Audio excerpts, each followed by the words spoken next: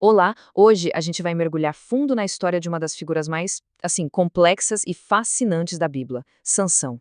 E essa é a grande questão, né? O verdadeiro quebra-cabeça da vida de Sansão.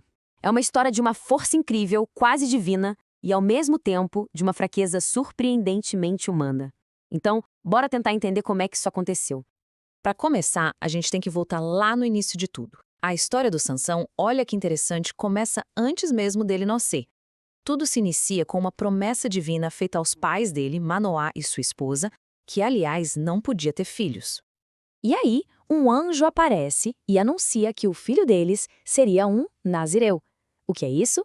Bom, era alguém separado, consagrado desde o nascimento para um propósito muito especial: dar o pontapé inicial na libertação de Israel das mãos dos filisteus. Esse voto era o símbolo de toda a dedicação dele. Era tipo o contrato por trás da sua força sobre-humana. E claro, quebrar esse voto, bom, as consequências seriam gravíssimas. E aqui as coisas começam a ficar mais complicadas. Conforme Sansão foi crescendo, um padrão começou a ficar muito claro. Aquela missão divina que ele tinha, muitas vezes ela ficava de lado, sabe? Dando lugar aos desejos pessoais e a uma sede de vingança que ele tinha. E é aqui que a gente vê o grande conflito do personagem. Pensa bem, ele foi chamado para ser um herói nacional, um libertador.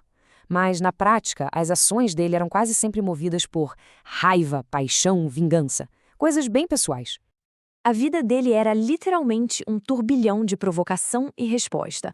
Uma hora ele estava matando um leão com as próprias mãos e logo depois quebrando seu voto ao pegar mel da carcaça do animal.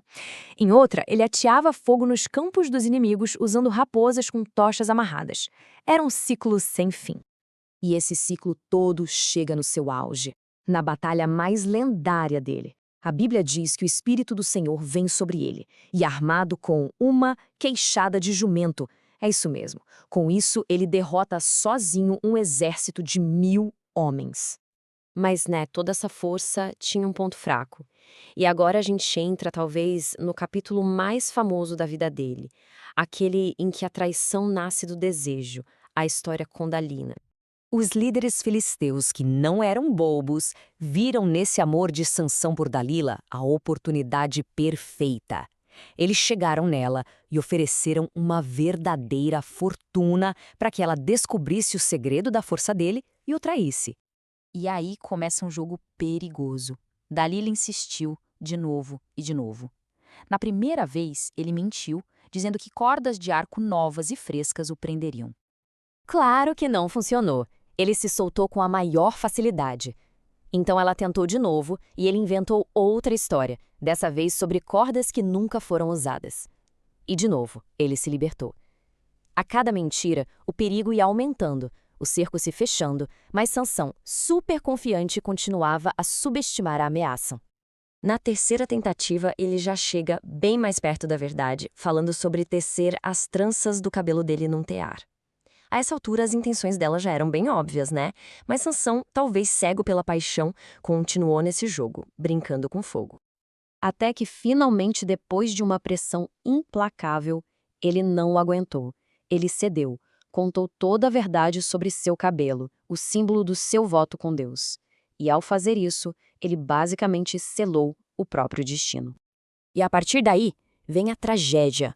Com o cabelo cortado, a força de Sansão simplesmente se foi, e ele, que era o homem mais forte do mundo, foi capturado, teve os olhos vazados e foi transformado em escravo por seus piores inimigos.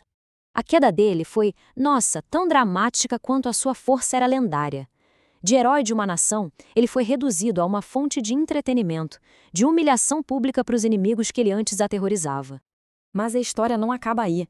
Enquanto ele estava na prisão, o cabelo dele começou a crescer de novo. E então, ele faz uma última oração. E não é um pedido de fuga, não. Ele pede força para um último ato. Um ato final e catastrófico.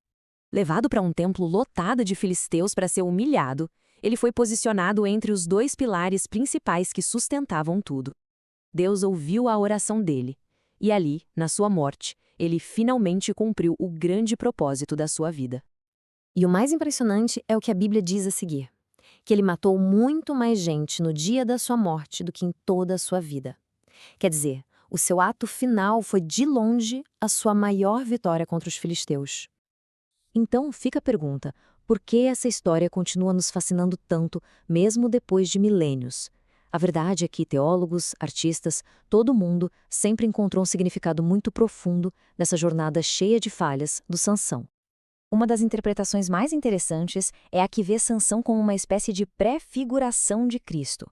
Alguns teólogos antigos, como Cesário de Arles, chegaram a ver a morte dele com os braços abertos entre os dois pilares como uma imagem que apontava para a crucificação. E claro, a influência cultural é gigantesca. A história foi parar na literatura, na ópera, no cinema. Esses temas de força, traição, redenção, eles são universais, né? E por isso a história tem um apelo que atravessa o tempo.